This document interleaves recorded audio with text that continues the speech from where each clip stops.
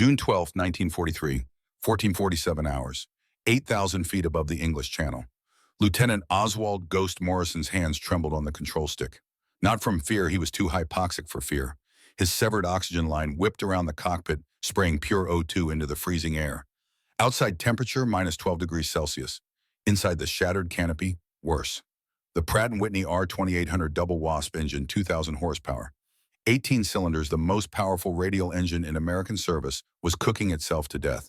Oil temperature, 322 degrees Celsius. Normal operating temperature, 85 degrees. The gauge's red line ended at 120 degrees. Morrison's needle had pushed past the physical limit of the instrument. White smoke poured from the cowling. The engine coughed, misfired, coughed again. Morrison checked his fuel, 11 gallons. Distance to the English coast, 3 miles. He could see Dover's white cliffs through the smoke. The math was simple. At minimum power, 2,000 RPM, 30 inches manifold pressure, his fuel consumption was approximately 85 gallons per hour. 11 gallons meant 7.7 minutes of engine time remaining. But oil pressure told a different story, 14 psi and dropping. Below 10 psi, the engine would seize. Not might seize, would seize. Bearing surfaces needed oil. Without it, metal ground against metal, 2,000 revolutions per minute. Physics didn't negotiate. 2 miles from the coast. Oil pressure, 12 psi. Behind him, somewhere in the smoking chaos, Captain Stefan Kovac's voice crackled over the radio. Morrison's radio was dead. Cannon fire had destroyed the transmitter, but Kovac didn't know that.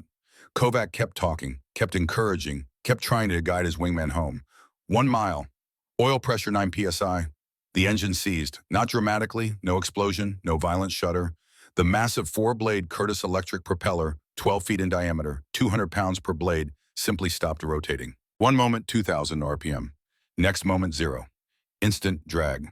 The P-47 Thunderbolt, 14,000 pounds of aircraft armor, fuel, ammunition, and one terrified pilot became a glider with the aerodynamic efficiency of a brick. Morrison had perhaps 90 seconds before he'd be swimming in the channel. Water temperature, 11 degrees Celsius. Survival time in water that cold, 12 minutes before hypothermia caused loss of consciousness. Rescue time unknown. He spotted RAF Woodbridge's emergency airfield 2 miles inland, slightly left of his flight path. The base featured a 9,000-foot runway built specifically for damaged bombers. It was his only chance. Morrison banked left. Each turn bled altitude. At 5,200 feet with 160 mph airspeed, he could glide approximately 6.5 miles. Woodbridge was 1.8 miles away. The numbers worked. Barely. No radio, no engine, no hydraulics. The pump was engine-driven. Landing gear wouldn't extend even if he wanted it. This would be a wheels-up belly landing. At 1,200 feet, he lined up on Woodbridge's runway. Airspeed 145 mph. Too fast. He needed to bleed speed without losing too much altitude. Ground crews saw the smoking P-47 approaching. Emergency vehicles scrambled. At 200 feet, Morrison cut the fuel mixture completely, prevent fire on impact. He held the nose up, trading speed for a gentler touchdown angle. 120 mph, 110, 100. Touchdown speed for a wheels-up landing to 95 mph. Any slower, he'd stall and drop. Any faster, he'd slide off the runway. The P-47 touched concrete at 94 mph. Metal screamed. The belly skin quarter-inch aluminum plate reinforced with steel cross members ground against concrete. Sparks showered behind the aircraft like a comet's tail. The right wing dug slightly into the runway, causing the Thunderbolt to rotate right. More sparks, more screaming metal. Morrison's head slammed forward into the gun sight. Blood sprayed across the instrument panel. He tasted copper. 800 feet of grinding, spark-throwing deceleration. Then silence. Morrison sat in the smoking cockpit. Blood ran down his face from the gash above his eyebrow. His hand still gripped the control stick. He was alive. Crash crews pulled him free. An RAF flight surgeon immediately administered oxygen. 6 deep breaths. Morrison's vision cleared. His hand stopped shaking. They walked him around his aircraft. What they saw would become legendary. The P-47's skin was perforated like Swiss cheese. 247 holes. They counted each one. Bullet holes, shrapnel holes, cannon shell fragments. The right wing alone had 87 perforations. The fuselage, 116. The tail section, 44. The engine cowling was shredded. The R-2800 had taken direct hits from 20mm cannon shells. Oil lines severed, cooling baffles destroyed, 53 separate impact points on the engine itself. One cannon shell had entered through the right side of the fuselage, traveled between Morrison's left arm and his rib cage, missing him by 3 inches, and exited through the canopy. The trajectory line was visible, entry hole scorch marks across Morrison's seat exit hole in the shattered plexiglass. The oxygen line had been cut by shrapnel, the radio destroyed by a direct hit, the hydraulic reservoir punctured. 73 gallons of oil lost. The R-2800 held 19.5 gallons, meaning the engine had leaked 4 complete oil loads during Morrison's 47-minute flight home. The P-47C-5RE serial number 416265 was classified as total loss, too damaged for repair. It would be stripped for parts. But Morrison walked away. By evening, word had spread through every Allied airfield in England. By the next morning, decoded German radio intercepts showed Luftwaffe pilots discussing the engagement. The 4 Focke-Wulf FW-190 pilots who'd ambushed Morrison reported confirmed hits. Multiple cannon strikes observed, target smoking heavily, assessed destroyed. But Morrison had survived. German intelligence officers updated their files. The P-47 Thunderbolt received a new designation, Eisenflugzeug, Iron Airplane. That designation would prove prophetic. But this story doesn't begin with Morrison's miraculous survival. It begins 6 months earlier, when nobody believed the P-47 Thunderbolt would survive at all. January 1943, the Laughingstock RAF, Halesworth, England. January 14th, 1943, 08:20 hours. The first P-47 Thunderbolts arrived in England on a cold, overcast morning that perfectly matched British attitudes toward the new American fighter. 48 aircraft, massive radial engine machines that dwarfed the graceful Spitfires parked nearby. Each P-47 weighed 14,000 pounds fully loaded, more than twice the weight of a Spitfire Mach-V. The fuselage was thick, almost rotund. The radial engines cowling looked like a barrel with wings attached. British pilots gathered to watch the Americans taxi in. The commentary was immediate and merciless. Good God, look at the size of that thing. It's a flying milk jug, more like a flying bathtub. Do they expect that monster to dogfight Messerschmitts? The skepticism wasn't entirely unfounded. The numbers told a damning story. Republic P-47C Thunderbolt specifications: empty weight, 10,000 pounds. Loaded weight, 14,000 pounds with full fuel oil and ammunition. Wing area, 300 square feet. Wing loading, 46.7 pounds per square foot. Engine, Pratt & Whitney R-2821, double wasp, 2,000 horsepower. Armament, 8.50 caliber Browning. M2 machine guns, 3 400 rounds total, 25 rounds per gun. Maximum speed, 433 meg at 30,000 feet. Service ceiling, 43,000 feet. Rate of climb, 2 to 780 feet per minute. Turn radius at 15,000 feet, Morse at 200 feet. For comparison, the primary German fighter, the Messerschmitt Bf-109G. Loaded weight, 940 pounds. Wing loading, 39. 9 pounds per square foot. Rate of climb, 100 feet per minute. Turn radius, 850 feet. The P-47 was heavier, climbed slower, and turned like a freight train. British test pilots who'd flown evaluation models reported excellent high-altitude performance, but turn radius 40% worse than Spitfire. Not recommended for dogfighting. German intelligence, courtesy of captured documents and agent reports, assessed the P-47 as heavy bomber escort, adequate straight-line speed, no dogfight capability, minimal threat to experienced pilots.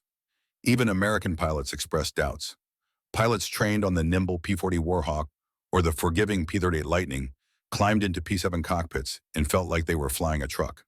Into this atmosphere of skepticism walked Colonel Thaddeus Hawk Brennan, 35 years old, Montana-born, former Royal Air Force pilot. He'd flown with RAF squadrons before America entered the war. Sharp features weathered by high-altitude flying. Gray eyes that calculated rather than observed. He carried a leather-bound notebook everywhere. When others talked, Brennan wrote numbers. He was not charismatic. He gave no rousing speeches. He didn't inspire men through force of personality. He inspired them when he inspired them at all through mathematics. The 56th Fighter Group consisted of 75 pilots. Most were in their early 20s. They'd trained on P-40s in the United States, expecting to fly those aircraft in combat. Instead, they'd been assigned to the P-7, an aircraft many had never seen until they arrived in England. Morale was mixed. Some pilots were excited by the P-7's powerful engine and heavy armament.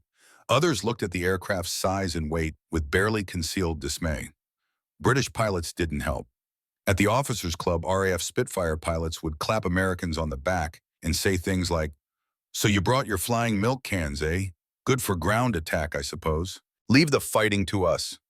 The mockery stung, but it was nothing compared to what the Germans thought. Decoded Luftwaffe communications from late January 1943 showed German pilots were actually looking forward to encountering P-47s. One transmission sent from Jagdgeschwader 26's headquarters at Abbeville stated, "New American fighter identified as P-47 Thunderbolt. Intelligence assessment, heavy slow turning. Pilots instructed to engage using standard turning maneuvers. Recommend attacking with altitude advantage. Target is large, should be easy to hit." The Germans were confident. The British were skeptical. Even the Americans were uncertain. Colonel Thaddeus Brennan stood at the window of his office at RAF Halesworth, watching his pilots walk around their new aircraft. He saw the doubt in their body language. He'd heard the jokes in the mess hall. He opened his notebook and began calculating. The analyst, Brennan's office at 2300 hours, looked like an engineering laboratory. Charts covered every wall. Aircraft performance specifications, German fighter capabilities, mission planning documents, fuel consumption tables. On his desk, 6 months of combat reports from RAF squadrons. Brennan had requested them specifically. He'd read every page. Not for inspiring stories of aerial combat, he didn't care about that. He read for data, kill-to-loss ratios, altitude at engagement, speed differentials, ammunition expenditure per victory, fuel consumption rates, engine failure statistics. He'd reduced aerial combat to variables and equations. The British approach to fighter tactics was evolutionary, born from the Battle of Britain. Spitfires fought Messerschmitts in turning dogfights. The Spitfire's lower wing loading allowed tighter turns. British pilots trained extensively in deflection shooting, hitting a maneuvering target. It worked because the Spitfire was designed for exactly that kind of combat. But the P-47 wasn't a Spitfire. Brennan studied the performance charts. The P-47's wing loading of 46.7 pounds per square foot meant that in a sustained turn at 15,000 feet, it required 200 feet of radius to maintain altitude. The Bf-109's 39.9 pounds per square foot meant a turn radius of only 850 feet. In a turning fight, the German pilot could point his nose and his guns at the P-47 while the P-47 was still trying to complete its turn. Physics didn't allow negotiation, so don't turn. Brennan moved to the next chart. Dive performance. The P-47's limiting Mach number, the speed at which compressibility effects became dangerous, was 0.73. At 30,000 feet, where the speed of sound was approximately 680 mph, that meant the P-47 could safely dive at 550 mph. The Bf-109's limiting Mach was 0.62. At the same altitude, 470 mph maximum dive speed. Above that, German pilots reported severe buffeting, control surface flutter, and in extreme cases, structural failure. 80 miles per hour advantage in a dive. The P-47 was faster going down. Next, climb performance. Here the numbers initially looked bad. The Bf-109 climbed at 100 feet per minute. The P-47 780 feet per minute. The German fighter was better. But Brennan noticed something in the detailed specifications. The Bf-109's rate of climb decreased significantly above 20,000 feet. At 25,000 feet, the climb rate dropped to 400 feet per minute. At 30,000 feet, 800 feet per minute. The P-47's climb rate also decreased with altitude, but much more slowly. At 25,000 feet, 200 feet per minute. At 30,000 feet, 500 feet per minute. The reason was in the engine specifications. The Bf-109 used a mechanically driven supercharger. As altitude increased, the thinner air meant less oxygen available for combustion, resulting in reduced power. The P-47's R-2800 used a General Electric turbo supercharger, a completely different design. Exhaust gases spun a turbine that compressed intake air before it entered the engine. The system could maintain sea-level air pressure in the cylinders even at high altitude. At 30,000 feet, the R-2800 still produced 600 horsepower. The Bf-109's Daimler-Benz DB605 produced maybe 100 horsepower at that altitude. Above 25,000 feet, the P-47 had superior power-to-weight ratio. It could outclimb the Messerschmitt at high altitude. Brennan wrote in his notebook, "Combat occurs in 3 dimensions, horizontal, vertical, and temporal. The Bf-109 dominates horizontal maneuvering. The P-47 dominates vertical maneuvering above 25,000 feet. Therefore, eliminate horizontal combat. Fight only in vertical plane." The doctrine began crystallizing. Maintain altitude advantage. Operate between 27,000 and 30,000 feet. Wait for German fighters to appear below. They typically operated at 20,000 to 23,000 feet due to engine limitations. Dive attack. From 28,000 feet to 22,000 feet was a 6,000-foot drop. Starting from 300 mph level flight, the P-47 would accelerate to 520 mph in approximately 8 seconds. The German fighters cruising at 280 mph would be overtaken at a closure rate of 240 mph per 4 miles per minute. Fire. The P-47's 850 caliber machine guns had a combined rate of fire of 6,400 rounds per minute. A 2-second burst delivered 213 rounds. Each 50 caliber bullet weighed 42 grams and traveled at 2,900 feet per second. The kinetic energy of 213 rounds hitting a target simultaneously was equivalent to approximately 2.8 megajoules, enough to penetrate the Bf-109's 8mm armor plate and destroy critical systems. Zoom climb. After firing pull-up hard into a climb, the P-47 speed still over 450 mph after firing converted into altitude gain. In a maximum performance climb, the aircraft could regain 8,000 feet before speed bled below 200 mph. By the time the P-47 slowed, it was back at 30,000 feet. The German fighters, unable to follow the climb due to insufficient power at altitude, were left behind. Reset. Return to formation altitude. Scan for next target. Repeat. The entire engagement 26 seconds from dive initiation to return to altitude. Brennan calculated ammunition expenditure. At 213 rounds per attack, each P-47 could conduct approximately 16 attacks before running dry. Standard doctrine would be 3 to 4 attacks per mission, well within capacity. Fuel consumption was more complex. The R-2800 burned 1.5 gallons per hour at cruise power, 300 RPM, 42 inches manifold pressure. At combat power, 700 RPM maximum, manifold pressure consumption increased to 240 gallons per hour.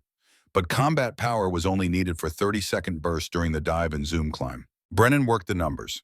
A typical 4-hour mission, 3.5 hours at cruise power, plus 0.5 hours at combat power. Total fuel consumption, 3.5, 105 plus 0.5, 240 equals 487.5 gallons. The P-47's internal fuel capacity, 370 gallons. Not enough. External fuel tanks would be necessary. Republic Aviation was developing 108-gallon drop tanks. With 2 tanks, 370 miles plus 216 equals 586 gallons total capacity. Sufficient for missions up to 375 miles from base. Brennan closed his notebook. The doctrine was mathematically sound, but numbers on paper meant nothing. He needed to prove it in combat. First, he needed to train his pilots to forget everything they'd learned about dogfighting. The first disaster, March 15, 1943, 11:15 hours, 18,000 feet above Calais, France. The 56th Fighter Group's first combat mission was a disaster, 12 P-47s escorting 18 B-17 bombers to a target near Lille. The mission plan was straightforward: maintain close escort position, protect the bombers from German fighters. Brennan had briefed the mission carefully. Maintain altitude above the bombers. If Germans attack, dive through them and zoom back to altitude. Do not, I repeat, do not engage in turning combat. But briefings in a warm operations room were different from reality at 18,000 feet, with Messerschmitts attacking. The Bf-109s came from the Sun Classic tactics. 6 fighters from Jagdgeschwader 26 diving fast onto the bomber formation. Lieutenant Williams, leading one of the P-47 flights, reacted instinctively. He turned hard into the attacking Germans, trying to get his nose around for a shot. His wingman, Lieutenant Peters, followed. The Messerschmitts were expecting this. They split 2, continued toward the bombers. 4 turned to engage the P-47s.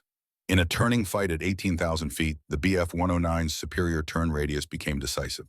Within 30 seconds, the Germans had turned inside Williams's P-47. 20mm cannon fire raked Williams's aircraft. The right wing exploded. The P-47 entered a flat spin. No parachute emerged. Peters tried to help his leader. He pulled harder into the turn, trying to bring his guns to bear. The P-47's wings shuddered, approaching stall. A second Messerschmitt positioned behind Peters and fired. Cannon shells hit the cockpit. Peters slumped forward. His P-47 nosed over and dove into the channel.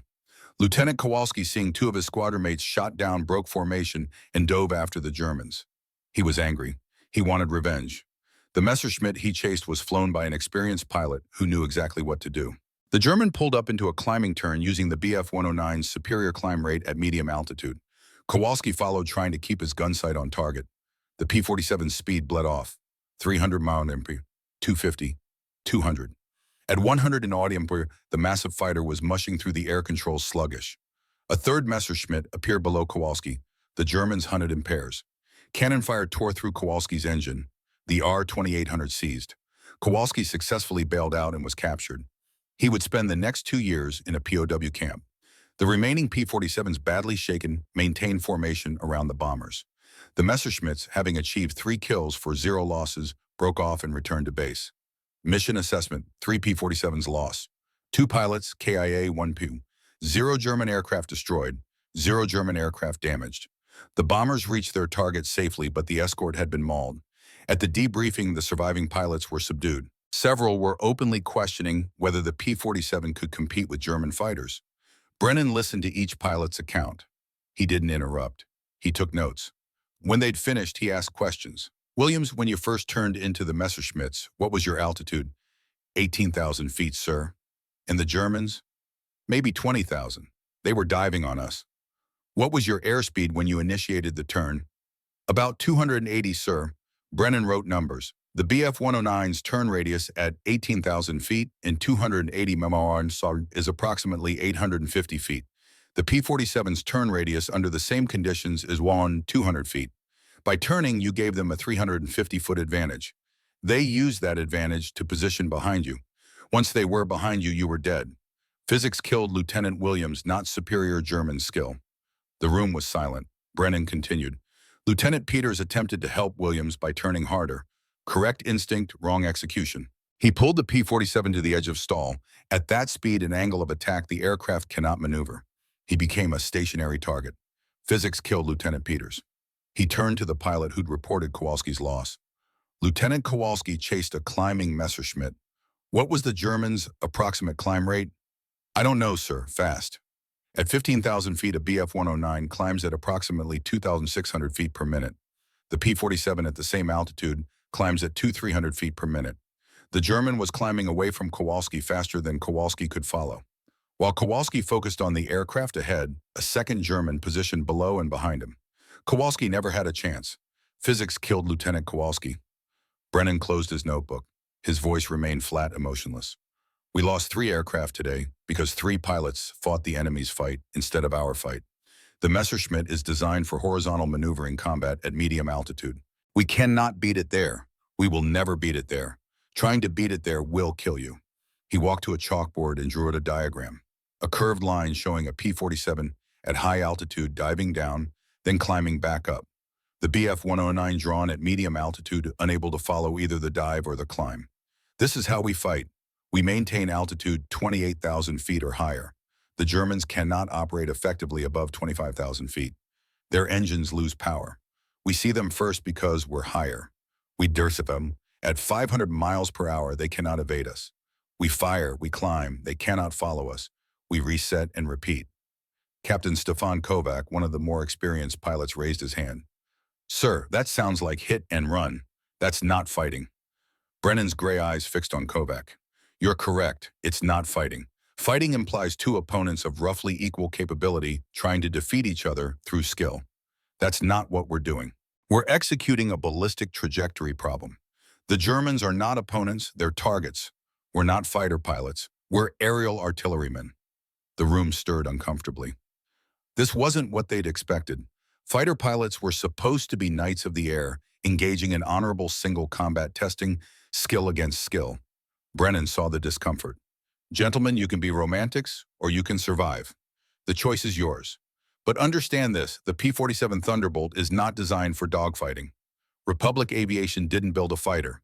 They built a high-altitude, hit-and-run interceptor with the heaviest armament ever mounted on a single-engine aircraft. If we use it correctly, we will dominate the skies over Europe. If we use it incorrectly, we will die. Today, 3 men died because they used it incorrectly. He looked at each pilot. We will not repeat their mistakes. Tomorrow, we begin training the correct way to fight. Questions? Kovac spoke again. Colonel, the British won't like this. They'll call it cowardice. The British fly Spitfires. The Spitfire weighs 6,500 pounds and turns beautifully. Let them dogfight. We fly 14,000-pound anvils with 2,000 horsepower and 8 at 50 caliber machine guns. We will use speed, altitude, and firepower. Let the British think what they want.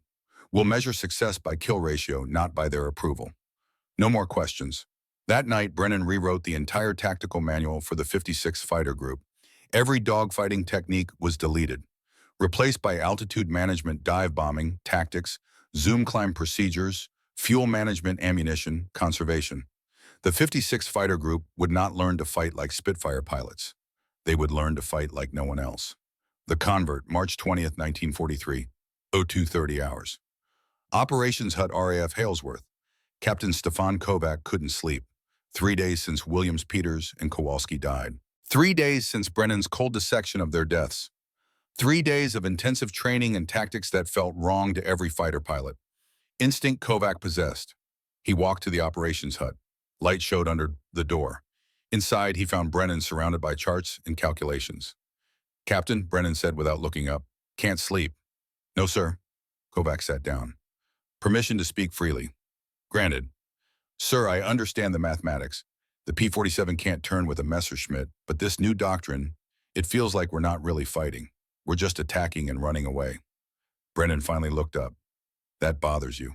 "Yes, sir. I joined the Army Air Forces to fight, not to run calculations and execute ballistic trajectories." Brennan studied Kovac for a moment. "You're Polish-American, correct?" "Yes, sir. My family emigrated from Warsaw in 1925. And Warsaw was bombed in September 1939. Kovac's jaw tightened. "Yes, sir. My uncle and 2 cousins were killed in the bombing. So this is personal for you?" "Yes, sir." Brennan gestured to the chair across from him. "Sit down, Captain. I'm going to explain something that might change your perspective." Kovac sat. Brennan spread out a series of charts showing German fighter production rates. In 1942, Germany produced approximately 4 200 single-engine fighters. In 1943, they're projected to produce 6 500. They have experienced pilots, well-designed aircraft, and extensive defensive infrastructure.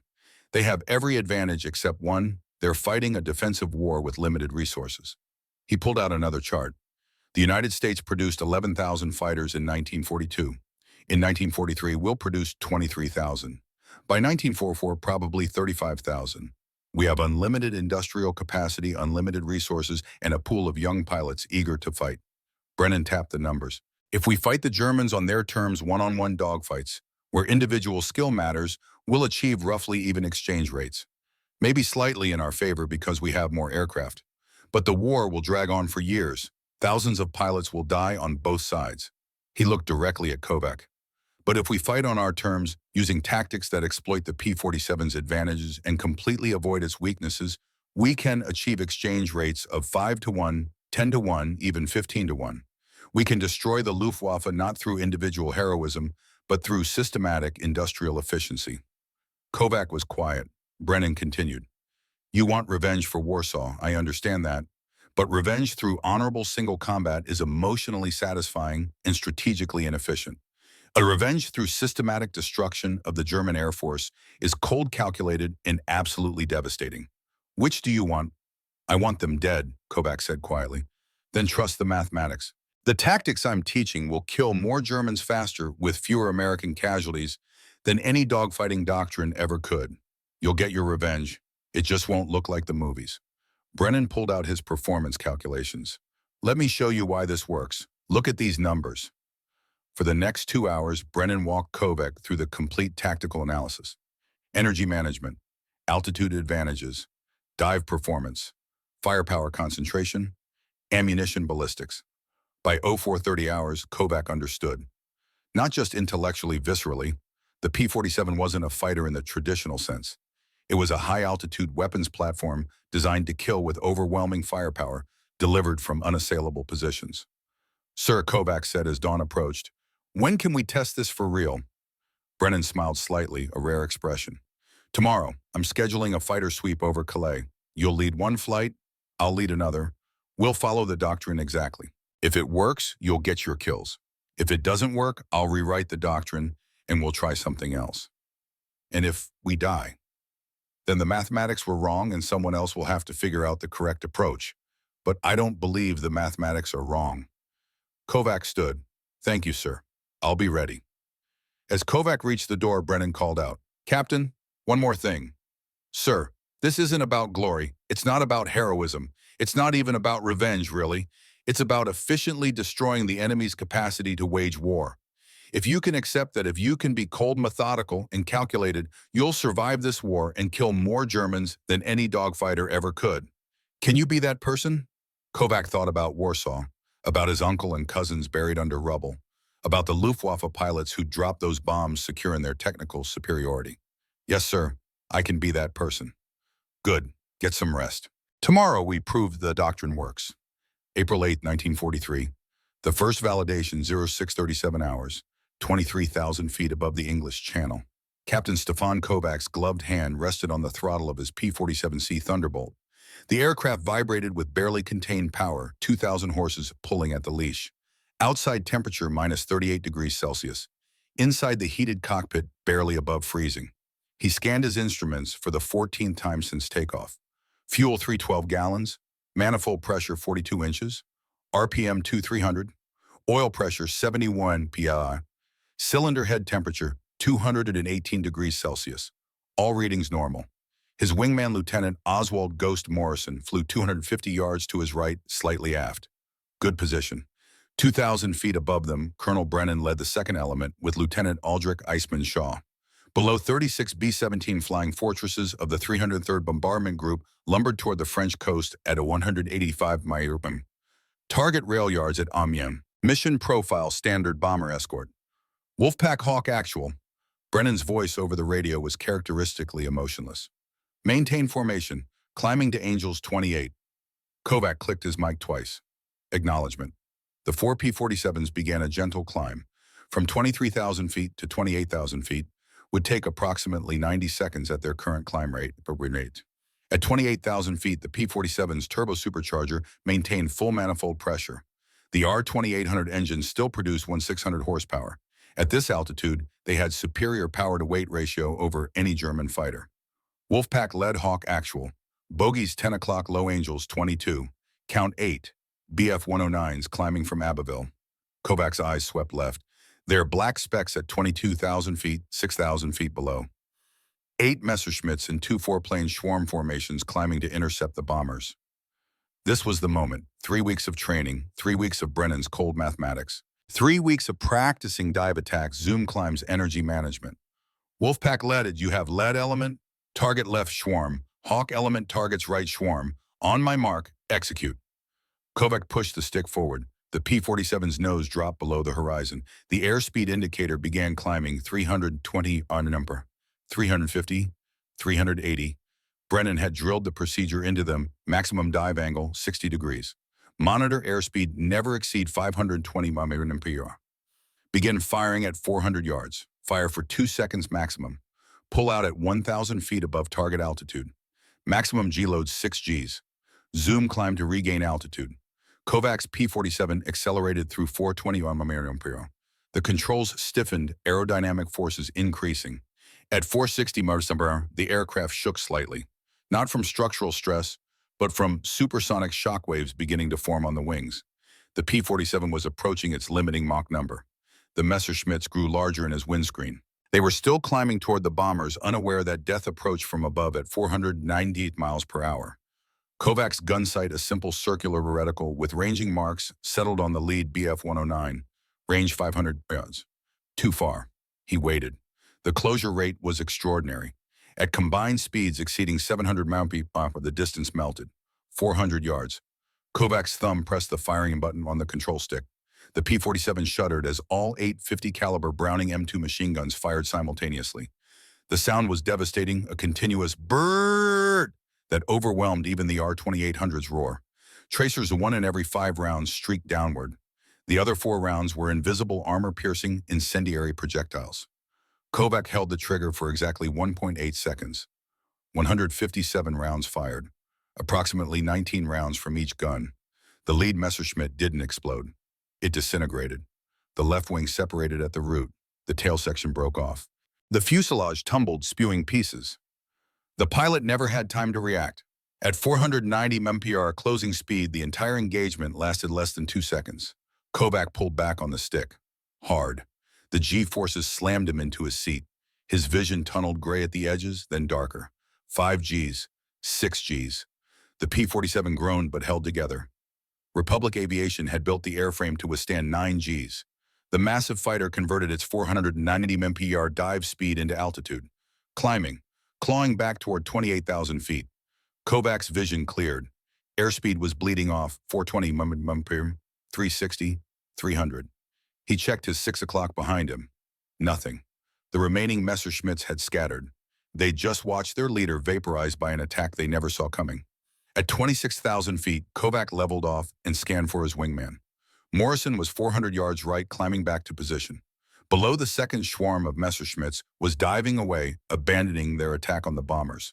Wolfpack Lid Hawk actual, status, 1 confirmed kill, no damage. Fuel state 287 gallons. Hawk 2, 1 kill confirmed. Hawk 3, 1 probable smoking and diving. Hawk 4, no joy. Brennan's voice held no excitement, just data collection. All elements reform at Angels 29. Bomber stream is clear. Maintain escort. The 4 P-47s climbed back to 29,000 feet and resumed formation. The entire engagement from initial dive to return to altitude had lasted 43 seconds. Below, the Messerschmitts had withdrawn completely. German pilots later reported, new American tactic observed, high-speed diving attacks from altitude. No time to react. 1 aircraft destroyed, 1 damaged. Recommend caution when Americans hold altitude advantage. At 11:27 hours, the mission returned to RAF Halesworth. Kovac shut down his engine after 4 hours and 16 minutes of flight time. Fuel remaining 83 gallons. Ammunition expended 157 rounds from a total capacity of 400 rounds. Post-flight briefing was conducted like an engineering review. Brennan stood at a chalkboard collecting data. Wolfpack led, dive entry altitude, 28 out of 200 feet, sir. Target altitude, 22,000 feet. Maximum speed achieved, 492 miles per hour. Firing range, 400 yards. Time on trigger, 1.8 seconds. Brennan wrote the numbers. Result, 1 BF-109 destroyed, complete structural failure observed. Brennan turned to the assembled pilots. Gentlemen, today we validated the tactical doctrine. 4 P-47s engaged 8 BF-109s. We destroyed 2, damaged 1. We sustained 0 damage, 0 ammunition failures, 0 mechanical failures. Our fuel management was adequate. All aircraft returned with the reserves above minimum. He drew a diagram on the chalkboard. The key principle is energy management. We traded altitude for speed. We used that speed to attack. We traded remaining speed for altitude recovery. At no point did we enter horizontal maneuvering combat. At no point were we vulnerable. Lieutenant Shaw raised his hand. Sir, the Germans scattered immediately. Will they continue to scatter once they understand our tactics? No, Brennan said. They'll adapt. They'll try to maintain higher altitude. They'll try to engage us during our zoom climb when we're slow. They'll position aircraft above their formations to counter our diving attacks. But each adaptation has a counter-adaptation. That's what we'll train for. He looked at Kovac. Captain, your execution was acceptable but not optimal. You fired for 1.8 seconds. Doctrine calls for 2 seconds maximum to ensure adequate rounds on target. You were conservative. Why so? Kovac considered. Sir, I saw hits immediately. I released the trigger to conserve ammunition. Ammunition conservation is important, but not at the cost of a confirmed kill. The BF-109's structural strength is variable. Some aircraft can absorb significant damage. Your burst destroyed the aircraft this time. Next time, you might hit a tougher target. Use the full 2 seconds. Yes, sir. Brennan moved to Morrison. Ghost, you maintained excellent formation discipline during the dive, but you didn't fire. Why? Morrison looked uncomfortable. Sir, my target broke left before I reached firing range. I didn't have a shot. Did you adjust your dive angle to track the target? No, sir. I maintained my dive profile as briefed. Correct decision. If you'd tried to track a maneuvering target at 490 miles per hour, you would have lost control or overstressed the airframe. When a target evades, let it go. There will be others. Discipline matters more than kill count. Morrison nodded, relieved. The debriefing continued for 90 minutes. Every aspect of the mission dissected, every decision examined. Brennan treated aerial combat like an engineering problem. Identify variables, optimize solutions, eliminate errors. That evening, decoded German intelligence reached RAF Halesworth. Luftwaffe headquarters at Abbeville had sent a priority message to all Jagdgeschwaders in northern France. American P-47 fighters employing new high-altitude diving tactics. Attacks occur at speeds exceeding 450 mph. Evasion difficult. Recommend maintaining altitude advantage when possible. If Americans hold high position, recommend defensive formations and prepared evasive maneuvers. Do not pursue P-47s during their climb. Their engine power at altitude is superior. The Germans had recognized the threat. The doctrine worked. May 1943 refinement. The 56th Fighter Group flew 14 combat missions in May 1943. Each mission provided data. Each data point improved the tactics. Optimal dive entry altitude 28,000 to 30,000 feet. Higher provided more energy but reduced visibility and increased physiological stress on pilots. Lower reduced energy advantage. Optimal target altitude 20,000 to 23,000 feet. This was where German fighters typically operated. Higher and the Germans themselves had altitude advantage. Lower and the dive recovery became dangerous. Firing range 350 to 400 yards optimal. Closer than 300 yards risk collision with debris from destroyed aircraft. Farther than 450 yards reduced hit probability below 30%. Burst duration 1.8 to 2.2 seconds. Shorter bursts risked insufficient damage. Longer bursts wasted ammunition and risked gun overheating. The P-47's 850 caliber machine guns were staggered in the wings 4 per side. Convergence point 350 yards. At that distance, all 8 guns' bullet streams intersected at a single point in space. A target at exactly 350 yards would be hit by all 8 guns simultaneously. Gun camera footage from successful engagements showed the devastating effect. At 350 yards, a 2-second burst placed an average of 187 rounds into a circle 30 inches in diameter. A Bf-109's fuselage was approximately 40 inches wide. The math was brutal. Fuel management became critical. The P-47's internal capacity of 370 gallons was insufficient for missions beyond 250 miles. Republic Aviation delivered 108-gallon external drop tanks in late April. Each P-47 carried 2 tanks under the wings. Total fuel 370 plus 216 equals 586 gallons. At cruise power, 300 RPM, 42 inches manifold pressure fuel consumption was 105 gallons per hour. Maximum mission duration, 5.6 hours. But combat power for dives and climbs burned 240 gallons per hour. The actual mission profile required careful calculation. Brennan developed standardized fuel planning, takeoff and climb 45 gallons, cruise out to target 1.5 hours, 105 gal HR equals 158 gallons. Combat maneuvering allowance, 30 gallons. Cruise return to base, 1.5 hours, 105 gal HR e 158 gallons. Reserve 30 gallons. Total 421 gallons required for 375-mile mission. With 586 gallons available margin, 165 gallons. Adequate but not excessive. Drop tank procedure. External tanks were jettisoned before entering combat. They created drag and reduced roll rate by 17%. The moment German fighters appeared, pilots punched the tank release. The aluminum tanks tumbled away empty or not lightening the aircraft. Engine management was equally critical. The R-2800 double wasp was remarkably reliable, but it demanded respect.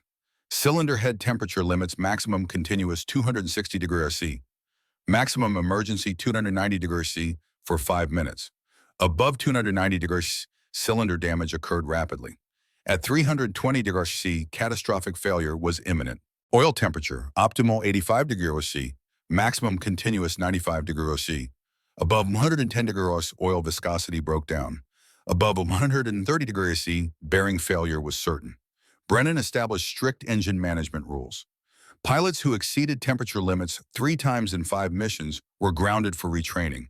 The P-47 could absorb battle damage, but it couldn't survive pilot abuse. By late May, the 56th Fighter Group had achieved 37 confirmed kills, with only 2 losses, both to flak-not enemy fighters. Kill ratio 18.5 to 1. Luftwaffe reports showed increasing concern. A captured German pilot from Jagdgeschwader 2 shot down by a P-47 on May 23 provided valuable intelligence during interrogation. The American tactics are very difficult to counter. They attack from high altitude with great speed. By the time we see them, they are already firing. If we try to turn toward them, they zoom away and climb back to altitude. We cannot follow our engines and lose power above 25,000 feet. It is like trying to fight a bird of prey that strikes from the sun and disappears before we can react. The intelligence officer asked, "Are your pilots afraid of the P-47? The German pilot hesitated. Not afraid, but cautious. We know that if they are above us, we are in danger. We try to climb higher before they can attack, but they always seem to be higher. It is frustrating. What about the aircraft itself? Can you outmaneuver it? Yes, easily. If we can force them into a turning fight, we will win. But they never turn. They just attack and climb away. It is not honorable fighting. The intelligence officer noted, subject appears frustrated by American tactics which he views as not honorable. Indicates German pilots are psychologically affected by inability to force traditional dogfight engagement. This psychological dimension was important. German pilots were trained in aggressive offensive tactics. The P-47's hit-and-run approach denied them the chance to demonstrate their skill. It was demoralizing. Brennan read the interrogation report with satisfaction. They're frustrated. Good. Frustration leads to mistakes. Mistakes lead to deaths. Keep doing exactly what we're doing. June 12, 1943. Morrison's legend. The mission briefing at 0530 hours was routine. 42 B-17s attacking the Amiens rail yards. Fighter escort provided by the 56th Fighter Group, 36 P-47s. Expected opposition moderate. Intelligence estimated 20 to 30 German fighters from Jagdgeschwader 26. Lieutenant Oswald Morrison, now with 4 confirmed kills, led the second element of Kovacs' flight. Morrison had earned his call sign Ghost through uncanny survival instincts. He'd been hit twice in previous missions, minor damage both times, but always brought his aircraft home. Today would test that reputation. The mission proceeded normally until 1419 hours. The B-17s had completed their bomb run and turned northwest for home. The 56th Fighter Group maintained position at 27,000 feet. Below at 23,000 feet, the bomber stream lumbered toward the channel. Morrison's element flew low escort between the bombers and anticipated threats from below. Standard doctrine. Kovacs' element maintained high position 2,000 feet above. The 4 Focke-Wulf FW-190s appeared without warning. They'd climbed from the deck undetected by British radar using terrain masking and cloud cover. At 28,000 feet, they held altitude advantage over Morrison's element. The Germans had learned from 3 months of losses to adapt. Morrison's first indication was tracer fire streaking past his canopy. "Brake right," his wingman's voice panicked. Morrison slammed the stick right and pulled back pure reflex. The P-47 snap-rolled right and pulled toward vertical. Even as he maneuvered, Morrison knew he'd violated doctrine. Never turn, always extend and climb. But he had no altitude to extend. The Germans were above him. The lead FW-190's 20mm cannon shells walked across Morrison's right wing. Explosions rippled across the metal surface. 87 holes appeared in 3 seconds. The aileron control became mushy cables damaged. Morrison reversed the turn trying to get his nose around. A second FW-190 positioned perfectly 300 yards dead astern. The German pilot fired a 3-second burst. The universe compressed into individual moments. Moment 1 cannon shells hit Morrison's engine cowling. The armor glass windscreen spider-webbed but held. 17 holes appeared in the cowling. Oil pressure gauge flickered. Moment 2, a 20mm shell penetrated the fuselage just after the cockpit. It traveled forward through the radio compartment, destroying the transmitter between Morrison's left arm and his rib cage, missing him by 3 inches, and exited through the canopy. Moment 3, the canopy shattered. Plexiglass fragments exploded into the slipstream. Wind roared into the cockpit at 280 mph. Morrison's oxygen mask was ripped from his face.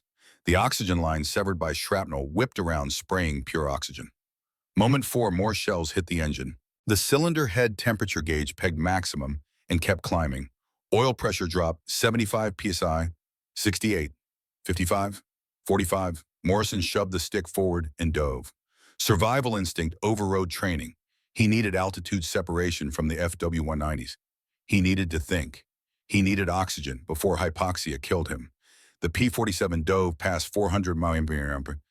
The Germans followed initially but broke off at 15,000 feet. They'd expended their ammunition. At 8,000 feet, Morrison leveled off. The immediate danger had passed. Now came the assessment. Radio destroyed. No way to communicate with anyone. Oxygen severed line meant no supply. But 8,000 feet was survivable without supplemental oxygen. Marginal but survivable. Engine. The critical issue.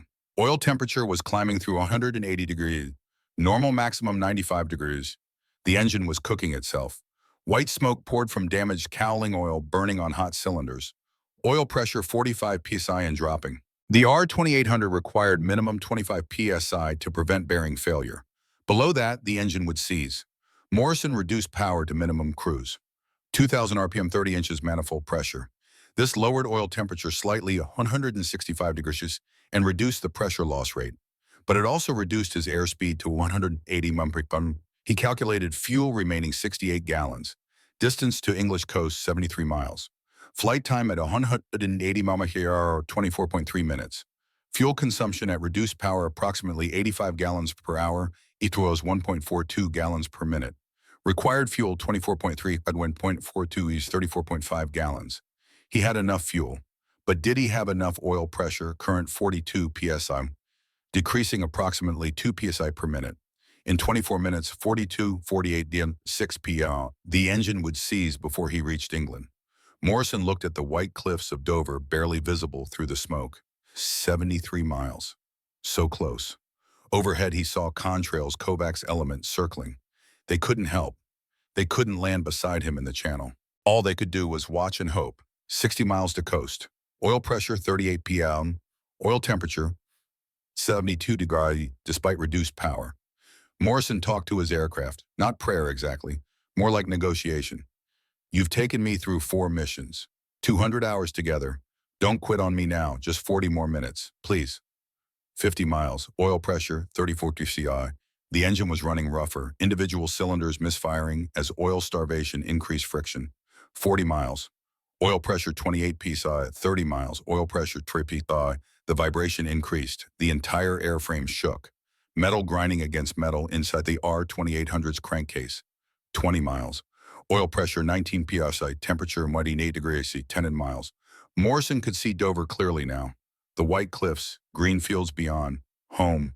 Oil pressure 14 psi, 5 miles. Oil pressure 11 psi, 3 miles, the coast. He was over England. Oil pressure 8 psi. Morrison spotted RAF Woodbridge 2 miles inland. Emergency airfield. 9,000-foot runway built for damaged bombers. Oil pressure 6 psi. He banked toward Woodbridge. Each turn bled precious altitude. Oil pressure 4 psi. The engine seized at 5,200 feet altitude, 1.8 miles from Woodbridge's runway. Not a gradual loss of power. Instant. The propeller froze mid-rotation. The 4-blade Curtiss electric propeller, 12 feet in diameter, 100 pounds, became a massive air brake. Morrison had 90 seconds of gliding time. He'd trained for engine out landings. Every pilot had. But training was different from reality. Training didn't include smoke-filled cockpit blood running down your face from where flying plexiglass had cut your forehead, hands shaking from hypoxia and adrenaline. Morrison lined up on Woodbridge's runway. Distance 1.8 miles, altitude 5,200 feet. Glide ratio with dead engine approximately 12:1. He could cover 11.8 miles. Woodbridge was well within range, but he needed to manage energy carefully. Too much speed and he'd overshoot. Too little and he'd come up short. At 200 feet, Morrison was perfectly aligned with the runway. Airspeed 145 mph. Too fast for a wheels-up landing. He needed to bleed speed without losing too much altitude. He raised the nose slightly. The P-47 balloon trading speed for altitude. 145, 130, 120 mph. Ground crews saw the smoking P-47 approaching. Crash trucks scrambled toward the runway. At 200 feet, Morrison cut the fuel mixture. Prevent fire on impact. He held the nose up, bleeding the last bit of excess speed. 110 mph, 100 mph, 95 mph. The P-47 touched concrete at 94 mph. The sound was apocalyptic. Metal shrieking against concrete. Sparks fountaining behind the aircraft. The belly-skin quarter-inch aluminum reinforced with steel ground away. The right wing dipped, creating asymmetric friction. The P-47 rotated right while continuing forward. Morrison's head snapped forward. The gun sight, a solid metal assembly, met his forehead. Blood exploded across the instrument panel. Stars filled his vision. 800 feet of grinding deceleration. Metal screaming, sparks showering, the world rotating and sliding and grinding. Then stillness. Morrison sat in the smoking wreckage. Blood dripped from his forehead.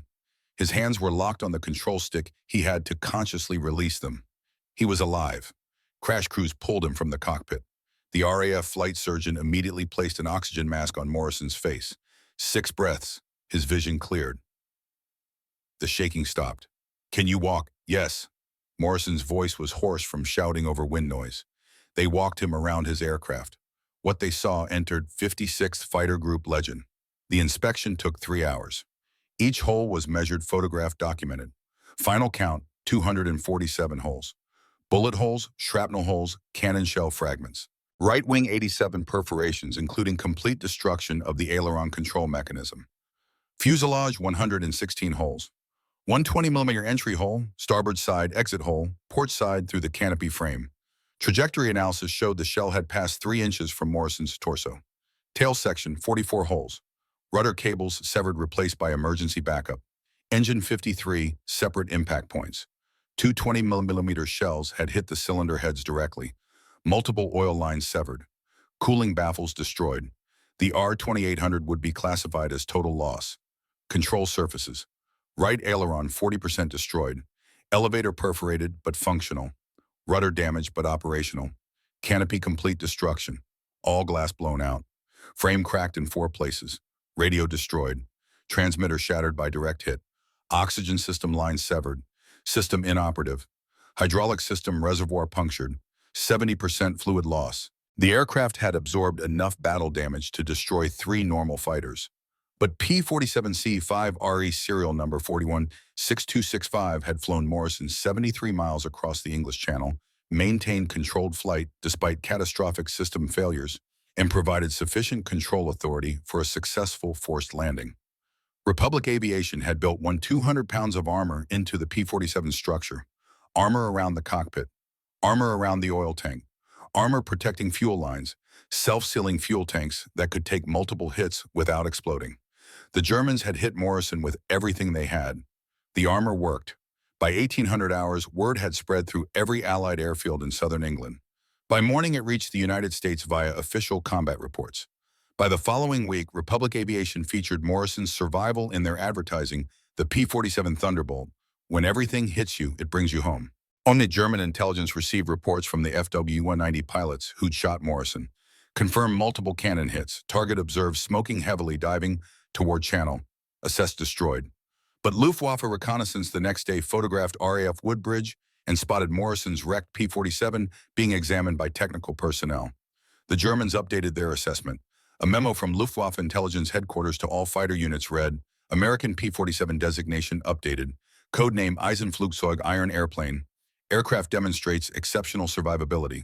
Multiple confirmed hits required to ensure destruction. Do not assume single attack will destroy target. Confirm destruction visually or continue attacking. The P-47 had earned German respect, not through speed or maneuverability, but through sheer indestructibility. When Morrison was released from medical observation 24 hours later, Brennan was waiting. Lieutenant walked me through the engagement. They sat in the operations hut. Morrison described everything: the ambush, the damage, the decision-making process, the forced landing. Brennan took notes. When Morrison finished, Brennan reviewed his numbers. You violated doctrine by turning into the attack. Yes, sir, I had no altitude advantage. Instinct took over. Understandable given the circumstances. However, the correct response would have been to extend your speed advantage to open distance, then climb to regain altitude advantage. By turning, you gave them a firing solution. Yes, sir, I understand now. Brennan's expression softened slightly. That said, your decision-making after sustaining damage was excellent. You correctly assessed fuel status, oil pressure trends, and glide performance. Your forced landing was textbook. The aircraft is destroyed, but you survived. From an engineering perspective, that's a successful outcome. Morrison managed a weak smile. Thank you, sir. One more thing. Your survival proves the P-47's design philosophy. Republic Aviation over-engineered this aircraft deliberately. They knew we'd take hits.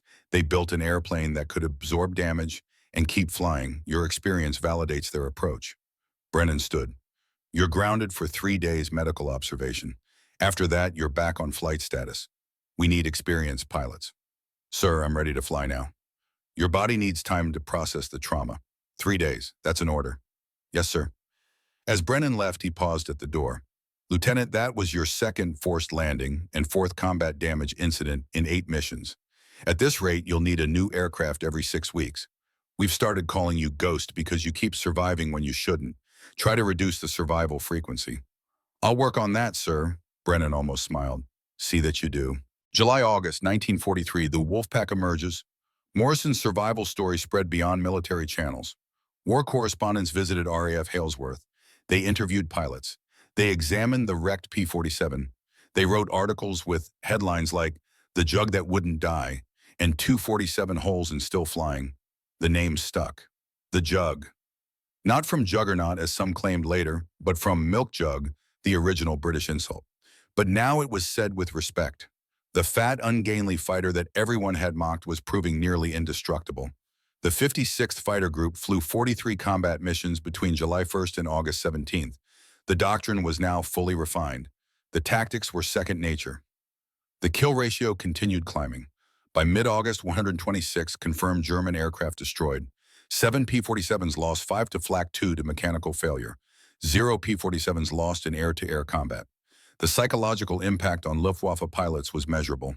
Decoded radio intercepts showed increasing caution. Achtung Thunderbolts high at Angels 29. Do not engage if they hold altitude advantage. Break attack P-47s diving from sun. German fighter tactics evolved to counter the P-47. They tried maintaining higher patrol altitudes, but their engines couldn't sustain power above 25,000 feet. They tried positioning fighters above their main formations to intercept diving P-47s, but this required fuel they couldn't spare and reduced the number of fighters attacking bombers. Every counter tactic had a price. The P-47's doctrine forced Germans to fight defensively, burning fuel and limiting offensive capability. Captain Stefan Kovac had become the group's leading ace. 18 confirmed kills by August 1st. His gun camera footage was used for training at every fighter school in England and the United States. Kovac's approach was pure, Brennan calculated, methodical, efficient. He didn't hunt for kills. He executed attacks according to doctrine, and kills resulted naturally. His average ammunition expenditure per kill 380 rounds. His average engagement time 28 seconds from dive initiation to zoom climb completion. Lieutenant Aldrich Iceman Shaw had 9 confirmed kills. Shaw was quieter than Kovac, more cerebral. He studied geometry and ballistics in his spare time. He developed techniques for deflection shooting, hitting maneuvering targets that achieved 40% hit probability even at difficult angles. Morrison, despite his reputation for attracting damage, had 6 confirmed kills and was developing a reputation for uncanny situational awareness. He seemed to sense threats before they materialized. Other pilots requested to fly as his wingman. They felt safer near Ghost. Flight Officer Theron Wetmore, at 21, the youngest pilot in the group, had 7 kills. Wetmore flew with barely controlled aggression, always pushing limits, always taking risks. Brennan watched him carefully. Risk-takers either became legends or casualties. The distinction often came down to luck. On August 17, 1943, the 56th Fighter Group would face its greatest test, the first deep penetration raid into Germany. August 17, 1943, Regensburg, 0445 hours, RAF Halesworth. The briefing room was packed with every available pilot from the 56th Fighter Group. Maps covered the walls showing a red line stretching deeper into Germany than any American bomber had flown. Colonel Thaddeus Brennan stood before them, his expression revealing nothing. Gentlemen, today, we execute the longest fighter mission in the history of aerial warfare. The target is the Messerschmitt production facility at Regensburg. Distance from Halesworth to target, 520 miles one way. Total mission distance, 11040 miles. Estimated flight time, 5 hours, 30 minutes. He let the numbers settle. 5.5 hours in a cramped fighter cockpit. 5.5 hours of constant vigilance, knowing German fighters could attack from any direction at any moment. Standard P-47 combat radius with internal fuel is 375 miles. We cannot reach Regensburg on internal fuel alone. Each aircraft will carry 2 108-gallon external drop tanks. Total fuel capacity, 586 gallons. And at cruise power settings of 300 RPM and 42 inches manifold pressure, we burned 105 gallons per hour. Total endurance, 5 hours, 34 minutes. Kovac's hand went up. Sir, that's only a 4-minute margin. Correct, which means we cannot afford extended combat. Our mission is bomber escort, not fighter sweep. We engage only when bombers are directly threatened. Kill quickly and disengage. Fuel management is critical, more critical than kill count. Brennan moved to a detailed tactical chart. Intelligence estimates opposition from 6 Jagdgeschwaders, approximately 180 to 200 German fighters total. They'll hit us in waves, Bf-109s from JG-3 and JG-27 over Belgium, FW-190s from JG-26 over Western Germany, JG-2 near the target. He indicated specific points on the map. We maintain 28,000 feet. Bombers fly at 23,000. Standard fluid 4 formations. High element at 29,000, low element at 27,000. When Germans attack, high element dives through them. Kill fast and zoom back to altitude. Do not pursue damaged aircraft. Do not get drawn into extended engagements. Shaw asked, "Sir, what about the drop tanks? When do we jettison?" The moment combat begins. External tanks reduce roll rate by 17% and create drag. We need them to reach Germany, but they're liabilities in combat. First sign of enemy fighters, punch them off. Brennan's gray eyes swept the room. Today validates everything we've built. The Luftwaffe believes we can't reach their homeland. We're about to prove them wrong. But this mission has zero margin for error. Follow doctrine exactly. Manage fuel precisely. Any questions? Wetmore raised his hand. "Colonel, what if we take battle damage? Try for home or divert to Switzerland?" Switzerland is 200 miles south of Regensburg. England is 520 miles northwest. You decide based on damage and fuel state. But remember, every aircraft that lands in Switzerland is interned. We lose the pilot and the aircraft for the rest of the war. Factor that into your decision. No more questions. At 0615 hours, 36 P-47 engines fired up. The sound rolled across RAF Halesworth like sustained thunder.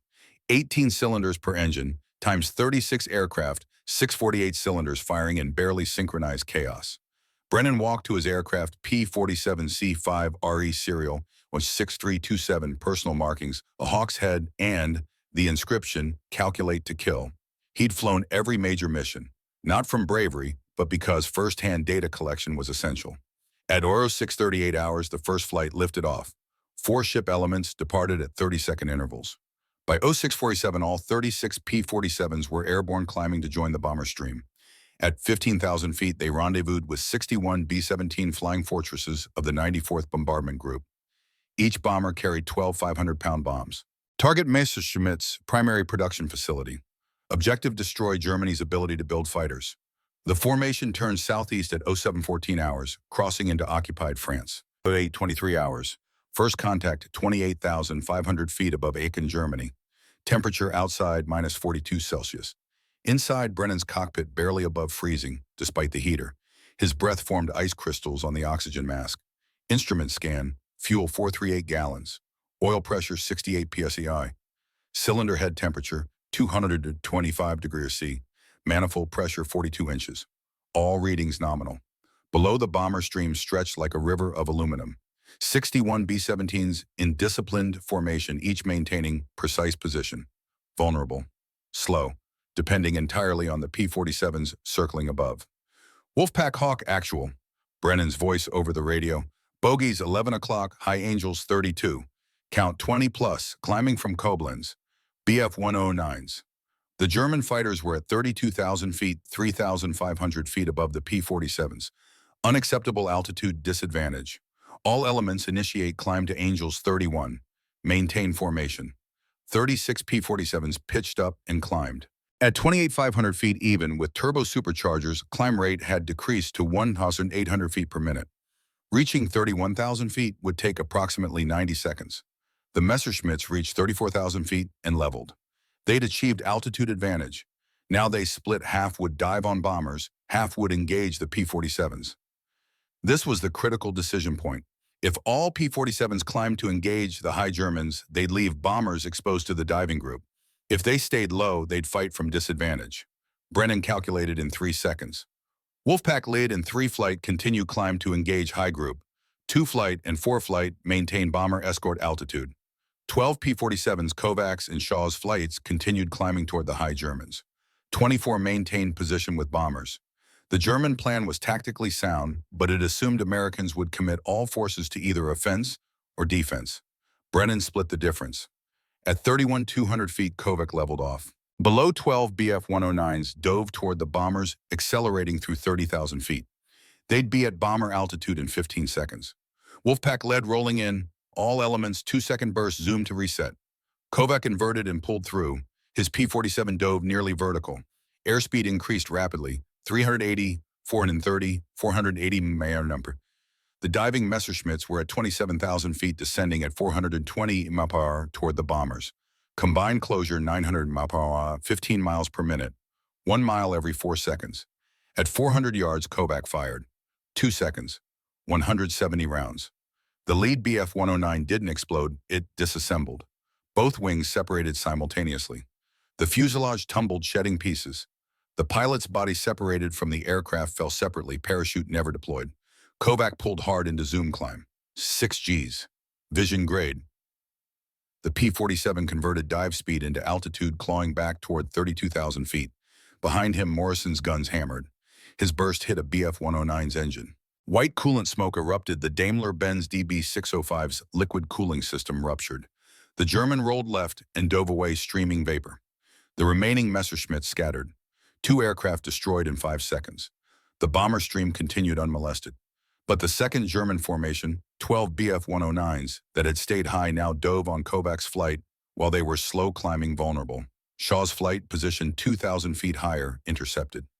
Wolfpack 3 engaging high Germans. Shaw's attack was geometric perfection. The Germans dove at 440 mph toward Kovac's climbing aircraft. Shaw's 4 P-47s dove at 90 degrees to the German flight path, a deflection shot requiring precise timing. At 350 yards, Shaw fired 1.8 seconds, 157 rounds. His convergence pattern intersected the lead Bf-109's trajectory. 23 rounds hit. The canopy shattered. The pilot slumped. The Messerschmitt nosed over into uncontrolled dive. Shaw's wingman Wetmore fired at the number 2 German. He led too much deflection. Shooting was an art as much as science. Miss. The Bf-109 flashed past unscathed, but the formation broke. 3 German fighters destroyed in 2 minutes. The survivors fled east. Brennan checked fuel, 391 gallons. Distance remaining to Regensburg, 180 miles. Time 45 minutes at current speed. Fuel consumption approximately 80 gallons. That would leave 311 gallons for return flight. At 105 gallons per hour cruise, 311 gallons meant 2.96 hours endurance. Distance home 520 miles. At 280 mph ground speed, 0.86 hours required. Margin 66 minutes of fuel. The math worked. Barely. 10:34 hours the target. The Messerschmitt factory sprawled below it at 27,800 feet. Massive assembly hangars. Tankers. Testing facilities. Railroad sidings lined with newly built Bf-109s awaiting delivery. This was where German air superiority was manufactured. Today, the 94th Bombardment Group would attempt to destroy it. The B-17s entered bomb run. For 3 minutes, they flew straight and level, completely predictable. The bombardiers needed stable platforms for accurate bomb delivery. During those 3 minutes, the bombers couldn't evade. German 88 mm flak batteries opened fire. Black puffs erupted. At 23,000 feet, the gunners had the altitude perfect. The B-17 formation flew into a killing field. One bomber took a direct hit. The right wing folded upward 90 degrees. The aircraft rolled inverted. 65,000 pounds of bomber fuel ordnance, and 10 men plunged earthward. No parachutes. A second B-17's number 3 engine exploded. Fire spread along the wing. The pilot held formation 30 more seconds for the bombardier to release. Then he broke away diving. 5 parachutes blossomed. 5 men would survive as POWs. 5 others went down with the aircraft. The bombs fell. 360 500-pound bombs, 180 tons of high explosive. The assembly buildings erupted. Secondary explosions rippled outward. Smoke rose 15,000 feet.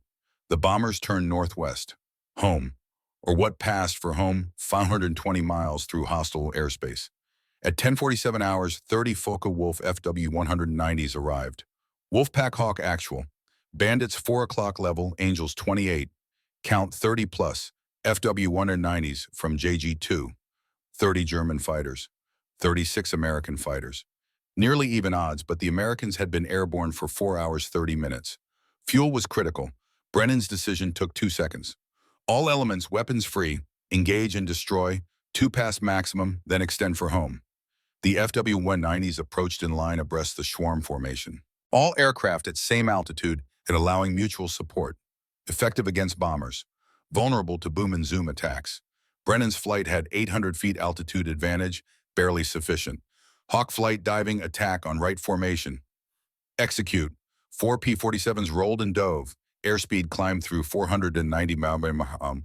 The Focke-Wulfs tried to turn into the attack-trained response against bomber gunners.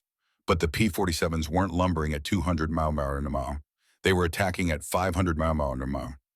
Brennan's gun sight settled on a FW-190 marked with JG-2's distinctive chevron insignia.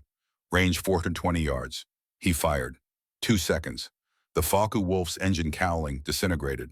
The BMW 801 radial engine, 14 cylinders, 700 horsepower, came apart. Oil sprayed across the windscreen. The German rolled left and dove away trailing black smoke. Damaged, not destroyed. But out of the fight. Brennan zoomed back to 29,000 feet. Fuel check 276 gallons. Ammunition expended 83 rounds. He'd just burned 32 gallons of fuel in 45 seconds of combat. Below, the Wolfpack engaged. Kovac destroyed 2 FD-190s in a single diving pass. His gunnery was approaching perfection. Morrison damaged 1. Shaw scored a probable hits, confirmed aircraft last seen smoking and diving. After 6 minutes, the Germans withdrew. 7 confirmed destroyed. 3 damaged. 0 P-47s lost. But now the fuel situation was critical. Brennan, 276 gallons. Distance to England, 490 miles. At 280 miles per hour with 20 miles headwind, 1.88 hours flight time. Fuel required at 105 gallons per hour, 197 gallons. Arrival fuel, 79 gallons. Theoretically adequate. But theory assumed no more combat, no navigation errors, no engine problems. All Wolfpack elements fuel status report. Responses came back. Most aircraft 260 to 290 gallons. But 2 pilots reported under 240 gallons they'd use combat power more aggressively. Those 2 wouldn't make England. They'd flame out over the channel. Wolfpack 26 and 43, you are bingo fuel for England. Divert to Manston emergency field. Acknowledge. 2 clicks, the pilots understood. RAF Manston on the Kent coast was 40 miles closer than Halesworth. That 40 miles meant approximately 13 gallons, saved enough to reach England instead of ditching in the channel. The formation continued northwest. Below 57 B-17s remained of the original 61. 4 lost to flak. All of them running on fumes, nursing damaged engines, praying hydraulics held out for landing gear extension. At 13:34 hours, they crossed the French coast outbound. The English Channel spread below 70 miles of cold water between here and safety. At 13:47 hours, Lieutenant Carson's engine quit. Hawk actual Wolfpack 47, fuel starvation, engine dead, I'm gliding. Brennan's voice remained absolutely flat. 47 your altitude, 22,000 feet, 41 miles from coast. Brennan calculated instantly. Glide ratio for P-47 with dead engine, approximately 12:1 in optimal conditions. From 22,000 feet maximum glide distance, 50 miles. Carson was 41 miles from England. 47, you have the numbers. Glide for coast, we'll follow you in. Carson trimmed for best glide 165 meters per hour. The P-47 descended in eerie silence, just wind noise through the airframe. At 14,000 feet, he was 25 miles from coast. Still adequate. At 8,000 feet, he crossed the English coastline. Manston was visible 8 miles inland. At 2 to 800 feet, Carson lined up on Manston's runway. No engine, no hydraulics. The pump was engine-driven, so landing gear wouldn't extend. This would be wheels up. At 400 feet, he cut fuel mixture. At 200 feet, he flared trading airspeed for gentle touchdown. The P-47 touched concrete at 96 mph and slid 900 feet, sparks showering metal, screaming. Carson climbed out uninjured. His aircraft was total loss, but he'd survived. The rest of the formation landed at Halesworth between 13:51 and 14:07 hours. Average fuel remaining 67 gallons. Brennan's aircraft, 71 gallons, enough for 41 minutes of flight. Mission duration 5 hours, 29 minutes. They'd flown 140 miles, engaged German fighters 4 times, destroyed 18 confirmed, 6 probable, 11 damaged. Lost 0 aircraft to enemy action. 1 aircraft lost to fuel starvation pilot, recovered safely. The 94th Bombardment Group lost 4 B-17s to flak. 3 crash-landed in England due to battle damage. 54 bombers returned safely. The Messerschmitt factory was burning. In his operations hut, Brennan recorded the data. Mission date August 17, 1943. Distance 1,040 miles, duration 29, fuel margin 7 gallons average. Enemy destroyed 18, confirmed friendly losses. 0 combat, 1 fuel. He added 1 note. Doctrine validated at maximum range. P-47 capable of deep penetration with acceptable loss rates. Fuel management critical. Recommend 150-gallon drop tanks for future missions beyond 400 miles. That recommendation would be implemented by October. The 150-gallon tanks would extend the P-47's combat radius to 475 miles, enough to escort bombers to Berlin. But that was future. Today, the doctrine had worked. The mission succeeded. The Luftwaffe had been bloodied in their own airspace. And the Germans were beginning to realize the P-47 wasn't just survivable, it was unstoppable. February 20th, 1944. Big week begins. 6 months of steady attrition had degraded Luftwaffe fighter strength by 30%. The 56th Fighter Group had destroyed 287 enemy aircraft confirmed. Kill ratio 11.3 to 1. Kovac had 28 victories, highest scoring American ace in Europe. But the strategic situation demanded acceleration. Operation Overlord, the invasion of France, was scheduled for June 1944. Before Allied troops could land, the Luftwaffe had to be destroyed as an effective force. Big Week was the solution: 6 consecutive days of maximum effort, strikes against German aircraft production. Destroy the factories. Destroy the fighters defending the factories. Break the Luftwaffe's back. February 20th, 1943, 05:15 hours. Brennan stood before 90 pilots. The 56th Fighter Group now operated 3 full squadrons. The briefing room was standing room only. Gentlemen, today begins Operation Argument, 6 days of continuous maximum effort. Today's targets: Leipzig and Brunswick aircraft factories. Tomorrow, Schweinfurt ball bearing plants. Over the next 6 days, we will fly multiple sorties daily. Maintenance will turn aircraft in 4-hour cycles. This will test our doctrine to its absolute limit. He paused, letting the scope settle. Intelligence estimates we'll face 800 to 1,000 German fighters total over 6 days. They will defend their industrial base with everything they have. This is the largest air battle in history. What we do this week determines whether Germany can maintain air superiority. If we succeed, the Luftwaffe dies. If we fail, the invasion of Europe becomes impossible. Brennan's gray eyes swept the room. You know the doctrine? You'd have executed it successfully for 11 months. Today we execute it at scale. No changes, no improvisation, just mathematics applied with precision. Questions? None. The first mission launched at 06:47 hours. 48 P-47s, the 56th full strength, escorting 127 B-17s to Leipzig. Distance 20 miles one way. With 150-gallon drop tanks, fuel was adequate. German opposition was immediate and massive. Bf-109s from 5 different Jagdgeschwaders attacked in waves. The P-47s met them at 29,000 feet and systematically destroyed them. Kovac shot down 3 Bf-109s in 8 minutes, his most successful single engagement. Shaw destroyed 2. Morrison got 1. Wetmore damaged 2 more. The bombers reached Leipzig and plastered the Erla Maschinenwerk factory. 500 tons of bombs turned assembly lines into rubble. Return flight: more German fighters. More diving attacks, more kills. The 56th landed at 14:23 hours. 12 German aircraft destroyed confirmed. 0 P-47s lost. At 16:15 hours, after 4 hours of frantic refueling and rearming, they launched again. Second mission: Brunswick. Different target, same result. 8 more German fighters destroyed. Day 1 of Big Week: 20 kills, 0 losses. February 21st, 17 kills, 0 losses. February 22, 23 kills, 1 P-47 damaged by flak but recovered. February 23rd, 19 kills, 0 losses. February 24th, this was the day everything changed. February 24th, 1944. The cost. The target was Gotha, 580 miles into Germany. The mission launched at 06:33 hours. Opposition was expected to be heavy. The Germans were throwing everything available into defending their remaining factories. Kovac led the first attack element. His wingman, Lieutenant Richard Peters, 21 years old, 14 combat missions, 2 confirmed kills. Eager, aggressive, determined to prove himself. The German fighters appeared at 10:47 hours. 30-plus Bf-109s from JG-27 climbing from Erfurt. Kovac's flight had altitude advantage, 29,000 feet versus German 24,000 feet.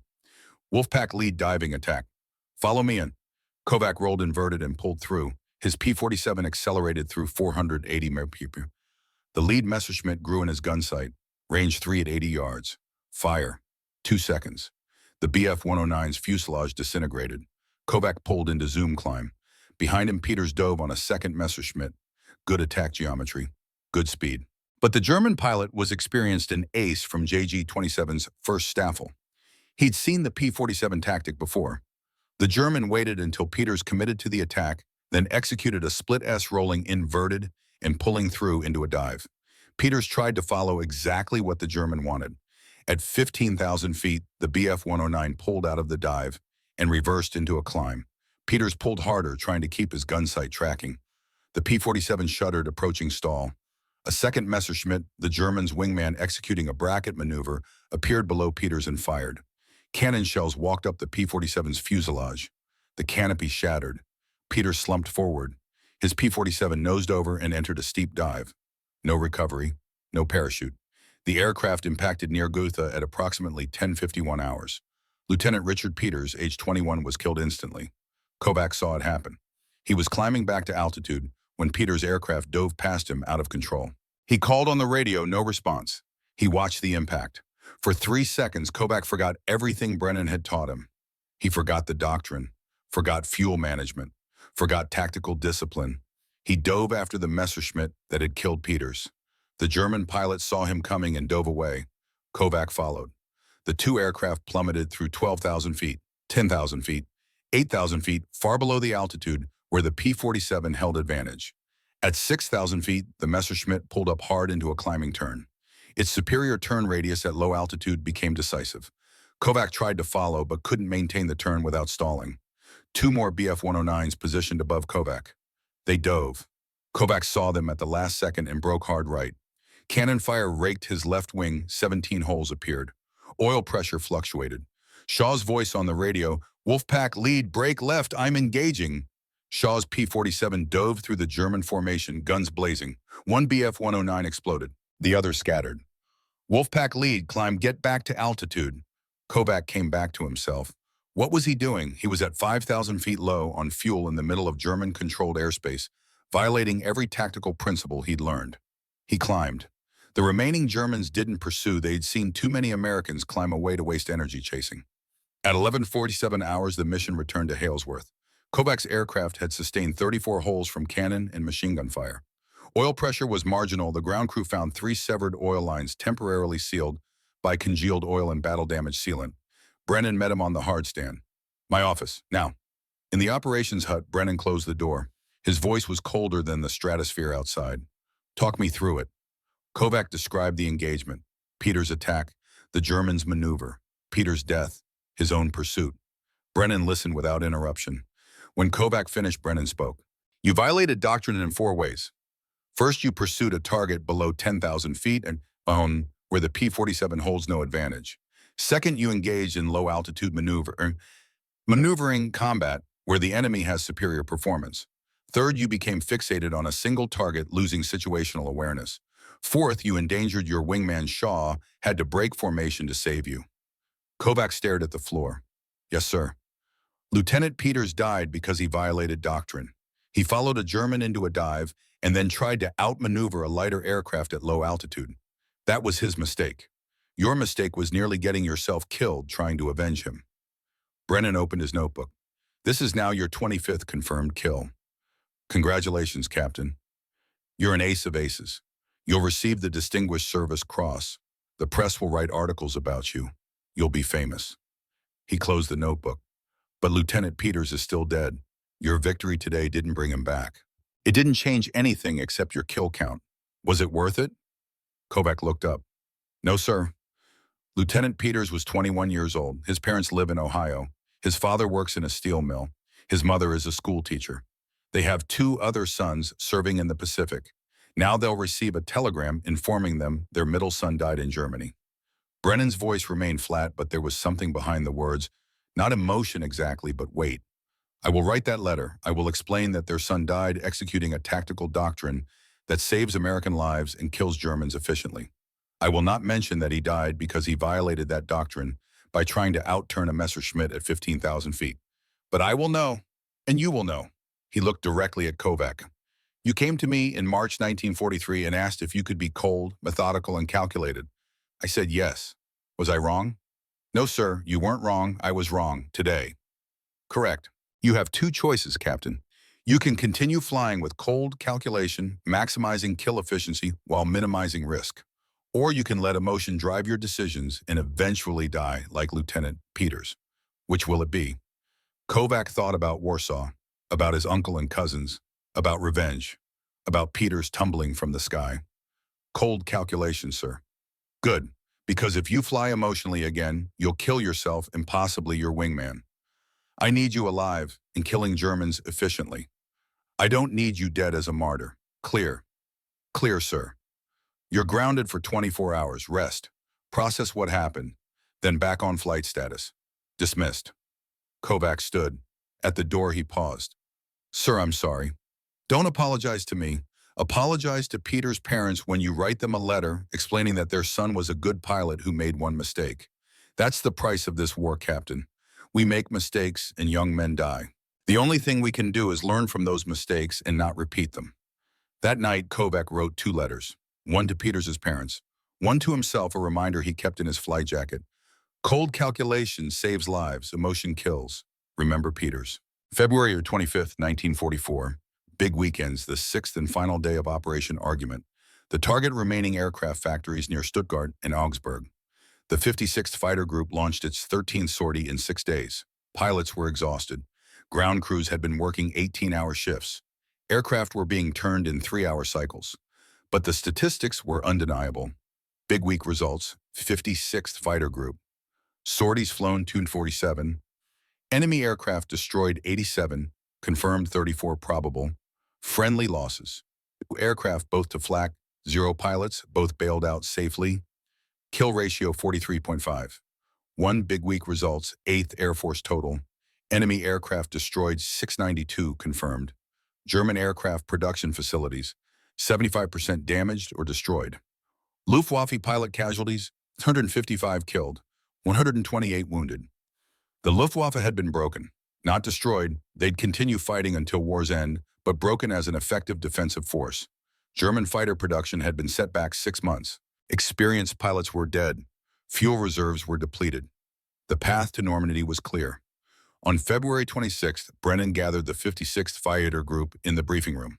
For the first time in 11 months, he wasn't briefing a mission. This was something different. Gentlemen, Operation Argument is complete. The strategic assessment from SHAEF headquarters Luftwaffe daylight fighter capability reduced by 67%. German aircraft production capacity reduced by 58%. The objective has been achieved. He paused. This group has destroyed 374 enemy aircraft since April 1943. We've lost 9 aircraft to all causes, 5 to flak, 2 to mechanical failure, 2 to violation of tactical doctrine. Our kill-to-loss ratio is 41.5 to 1, the highest of any fighter group in the European theater. For the first time, Brennan's expression softened slightly.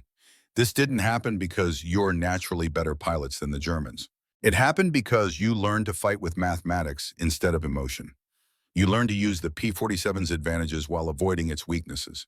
You learned to be calculated, methodical, and efficient. He looked at each pilot. The press calls you heroes. The Germans call you devils. I call you what you are: highly trained operators executing a proven tactical doctrine with precision. That's not as romantic as heroism, but it's far more effective. Kovac raised his hand. Sir, what's next? Next is Operation Overlord. In 4 months, Allied armies will land in France. Our mission changes from bomber escort to ground attack and interdiction. The P-47 will transition from air superiority fighter to fighter bomber. We'll carry bombs and rockets in addition to guns. We'll attack German armor supply columns and communication lines. Brennan moved to a map showing France. The P-47's armor and firepower make it ideal for ground attack.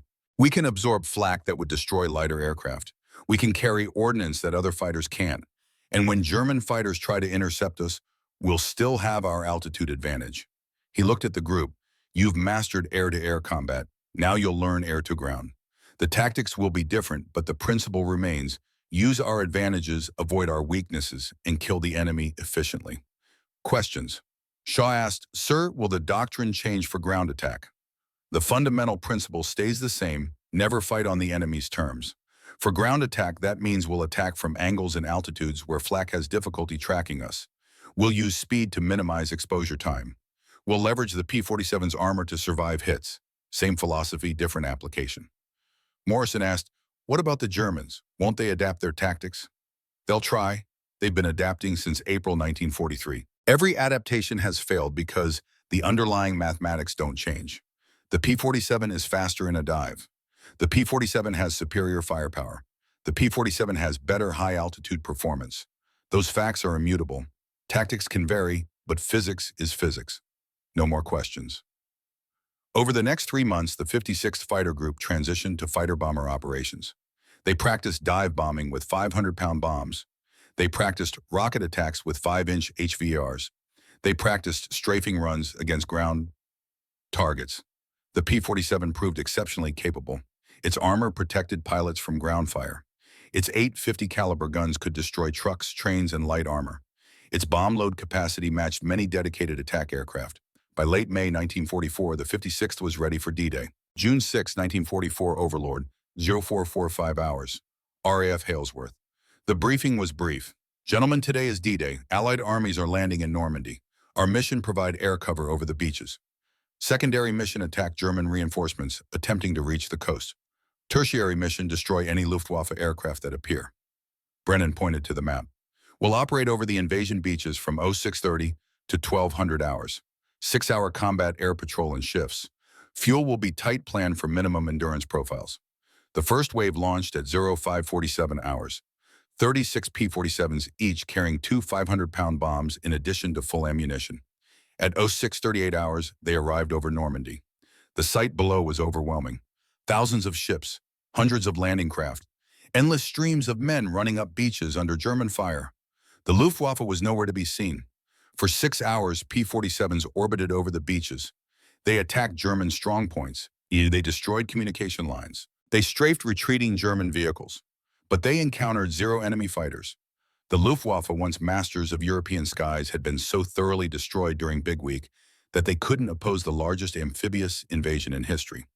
At 1817 hours, Brennan landed after his second sortie of the day. Ground crew chiefs reported, "Sir, pilots are asking why there's no air opposition." Brennan's response, "Because we destroyed them in February. This is what victory looks like." By evening, Allied armies had secured beachheads at 5 locations. Casualties were heavy, but within acceptable limits. The invasion succeeded, and the Luftwaffe had fired not a single shot. July 20th, 1944. Kovik's last flight. Kovics now had 28 confirmed victories, the highest scoring American ace in Europe.